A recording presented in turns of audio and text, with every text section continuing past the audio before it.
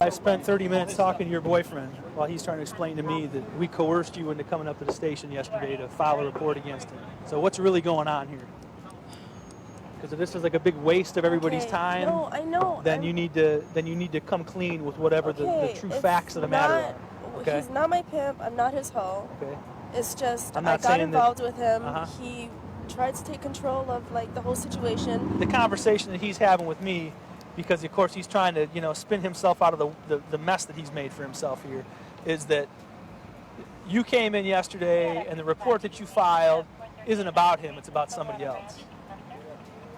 So that's what I'm trying to get to the bottom line this year. When you came into the station yesterday and filed your reports with the officers up front and made the allegations that you made yesterday, he's the suspect in that, correct? You need to make some decisions. All I'm asking you to do is be honest. I'm not about to take some innocent guy to jail So who then didn't do I'm anything. gonna go to jail. What I'm saying is, I'm not going to take some innocent guy to jail who didn't do nothing. Okay? He's claiming he didn't do anything, and now you're getting irritated and you don't want to tell me whether or not this is the guy or not. I mean, it's pretty simple. Either this is the guy that you were filing the report against yesterday, and the stuff that you told us yesterday is fact, and that's what happened, or it's not fact, and you just wanted to get your car back. But I'm not about to put like 8 felony counts on some guy and take him to jail and send him to prison. Not the guy. Okay. Unhook him. Let him go. We're done. Okay. Not the guy. Then let him go. Grab the money. That's his. Money? Did she not say before that he was the guy? She did. She did say he Then was. take her to jail for filing a false police report. Because this is a big waste of hours and manpower and everything else yesterday and today. And I'm not having it. I've explained to you multiple times. Now you're good to go, guy. Here's all your property back. We're taking her to jail instead. This was the moment she realized that lying to the cops wasn't a good idea. She honestly thought it wouldn't lead to anything. But as we can see, she was wrong. And now she's the one who was taken. We went above and beyond to try to help you, but if you want to do this and Victim today's suspect. wait, spread your feet, spread your feet, spread your feet. Anything on? I knew this was gonna happen. I think she just learned a great lesson from this experience. She tried to get him arrested for something she knew he didn't do, but after a bit of digging, it became clear that she had fabricated everything just to get him in trouble. But fortunately, their case was presented to an officer who took the time to properly analyze the situation, which allowed him to see what was really going on. The thing is that she was upset at her boyfriend, and for some reason she thought it would be a good idea to use this strategy to get back at him. And now she's the one in trouble. She just realized it was a huge mistake, and I'm sure it won't happen again. This is never the way to solve a problem in a relationship.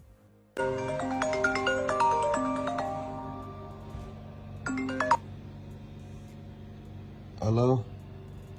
Hello, hey. What you up? doing? Shit, chilling. I ain't doing shit. What's up? Nothing. I just got a lot on my mind. Can you talk right now? Yeah, what's good? So, hold on, let me go outside real quick. Okay. So, I'm just going through a lot and stuff like that, and it's the 4th or whatever. I'm trying to ask you a question. Like, I gotta pay my rent, and these kids go back to school, and I'm just going through a lot right now. What you doing? Like, I don't know. What you mean you going through a lot? I can't pay my rent. Like, I supposed to pay it on the 1st, and then I couldn't pay it. Like, I was trying to see if you got like a couple of dollars or something to help me out. A couple of dollars? What you mean? How much? Shit, really just like 500. That ain't nothing. That ain't nothing to you. 500? I just had to pay my rent. So what you saying? Like, these kids going back to school, like, you can't help me out? I ain't got it right now. What you mean you ain't got it? I ain't got it. Just like you ain't got it, I ain't got it. Man, get off my phone, man. I'm finna block you, man. You gonna block me? Yes, because I don't got time. You can't help me out or nothing. I got to pay my rent. Shit, help me out. You need to help me out, too. Shit, it's vice versa. Bye. You getting blocked. Bye. Get out my phone. Oh, my God.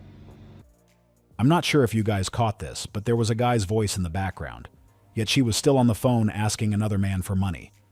Then she tried to downplay it like $500 was nothing, completely ignoring the fact that she doesn't even have it. I've noticed that some people aren't very realistic when it comes to situations like this. When they can't get the money they need, they either get upset or even call the other person broke, completely overlooking the fact that the other person might be in the same financial situation. What made this even more interesting was when she told him she was going to block him. She said it as if she was playing a major role in his life and her absence would somehow negatively affect him. But I don't think she realizes she actually did him a favor. Who would want to entertain that kind of friendship? A friend who starts a conversation and then jumps straight to asking for $500 isn't the kind of friend anyone needs, especially when she tries to act like it's no big deal while having an empty pocket. I think it takes a secure man to date a woman doing what I'm doing. So do you think that men who wouldn't want to date you are insecure? I think it does take a secure man to date a stripper or somebody who does work and stuff. But is a man insecure for not wanting to date you because you do that profession? I believe that you're being a little insecure. Do you think that a man would have a lot of self-respect if he was dating a stripper? That depends on what his outlook on respect is. No, from your outlook. From my outlook, yeah. I mean, I'm still a person, you know? I'm not saying you're not a person. Yeah, but I still have my values and stuff. So, like, why should dating me or any other worker make your values lower? Because it doesn't seem like it's very respectful for my girlfriend to grind her on men. I mean, does that seem like it's respectful to you? Because it seems like it's way not very respectful to me. It brings me a bag, though, so. Based on her argument, it's evident she doesn't believe in men's preferences, and that seems to be the only explanation for her stance. But why would someone be considered insecure just because of who they prefer to be with in a relationship? As she mentioned, she's doing it for the bag, which is fine. Everybody has their own priorities. But at the same time, she needs to acknowledge that not everyone is open to date someone with that mindset. A man asked me for coffee today after work, and I politely told him no and then brought myself to McAllister's, where I got this croissant, this grilled chicken sandwich, and an entire bowl of broccoli cheddar soup and a Dr. Pepper for under $25. Now, I'm not going to argue with you about how you like to date, just like I don't want you to argue with me about how I like to date. But coffee is never going to be an option for me. And just like I respect your choice to coffee, respect mine to not coffee. I honestly don't think he's upset about her decision, because it's evident she wasn't in it to get to know him. It seemed more like she was just taking the opportunity to score a free meal, and that's not something he was willing to facilitate. He has better things to do with his time and money, so letting her go about her life was probably the best thing for both of them. The reality is, she probably wouldn't mind a simple coffee date or a walk in the park if the interest was genuine. So in the end, things ended just the way they should have. As a man, your girl's hair, nail, and lashes should be part of your monthly budget. If not, there might just come another man that will spoil her. Sometimes I feel like we're making progress, and then I come across this type of video. As we can see, we've got a prime example of a simp who's probably already been placed in the friend zone, doing what they do best. The real question is, why does he think he needs to do that to keep her? Why do you have to use money to get her interested?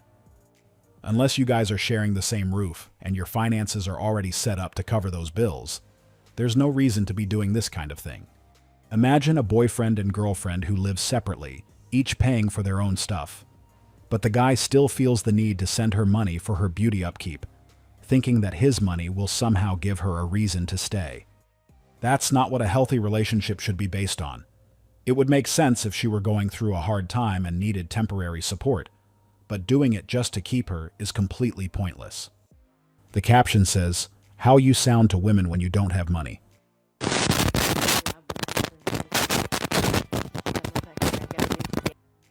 I get where he's coming from, but we need to understand it only applies when she is not interested. We've all seen how Chads are treated, the things they get away with even when they're broke. And it happens because when a woman is interested, all the rules and requirements go out the window. They don't care if he has invested or not. In fact, they'd be more than willing to make those investments themselves. So if you find yourself in a situation where she isn't engaging, that's a clear sign her interest level is low. It has nothing to do with whether you have money or not.